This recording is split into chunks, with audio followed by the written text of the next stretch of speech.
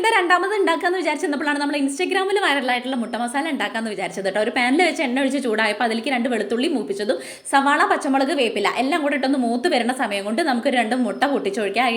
അതിലേക്ക് കുരുമുളക് പൊടി, ഉപ്പ്, സവാള, പച്ചമുളക് എല്ലാം കൂടെ ഇട്ടൊന്ന് ബീറ്റ് ചെയ്തിട്ട് മാറ്റി വെക്കാം കേട്ടോ. പിന്നെ നമ്മൾ പാനിൽ വെച്ചിട്ട് മൂപ്പിക്കാൻ വെച്ചതിലേക്ക് പൊടിയായിട്ട് ഇട്ട് കൊടുക്കുന്നത് മുളക് പൊടി, മഞ്ഞൾപ്പൊടി, ചിക്കൻ മസാലപ്പൊടി എല്ലാം കൂടെ ഇട്ടൊന്ന് മൂത്ത് വരുമ്പോൾ നമ്മുടെ ഈ മുട്ട പൊട്ടിച്ചത് അതിലേക്ക് അങ്ങോട്ട് ഒഴിച്ച് കലക്കി പാർന്നൊന്ന് ചുറ്റി വെക്കുക കേട്ടോ. എന്നിട്ട് ഒന്ന് അടച്ച് വെക്കുക വേവാൻ വേണ്ടിയിട്ട്.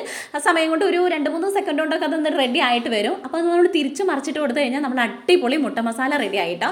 ഇതിലേക്ക് നമുക്ക് മോരുകറിയാണ് കോമ്പിനേഷൻ ആയിട്ടുള്ളത്. രണ്ടാമത് എന്ത് ഉണ്ടാക്കുമെന്ന് വിചാരിച്ചിരുന്നപ്പോഴാണ് കേട്ടോ ഇതിൻ്റെ കണ്ണിൽ കുടുക്കിയത്. സംഭവം അടിപൊളി.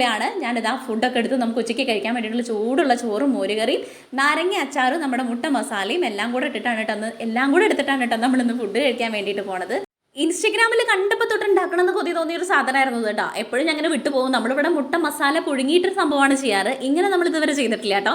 പക്ഷേ നോക്കുമ്പോൾ സൂപ്പറായിരുന്നു. ഇതിലേക്ക് കറിയുടെ ആവശ്യമൊന്നുമില്ല എന്നാണ് എനിക്ക് തോന്നുന്നത്. ആ ഓംലെറ്റ് മാത്രം കൂട്ടിയിട്ട് നമുക്ക് ചോറോട് കൂടി കഴിക്കാൻ വേണ്ടിയിട്ട് പറ്റും കേട്ടോ. അപ്പോൾ ഇന്നത്തെ വീഡിയോ ഇത്രയേ ഉള്ളൂ. നാളെ നല്ലൊരു വീഡിയോ ആയിട്ട് കാണുന്നവരെല്ലാവർക്കും ടാറ്റാ ബൈ, സീ യു.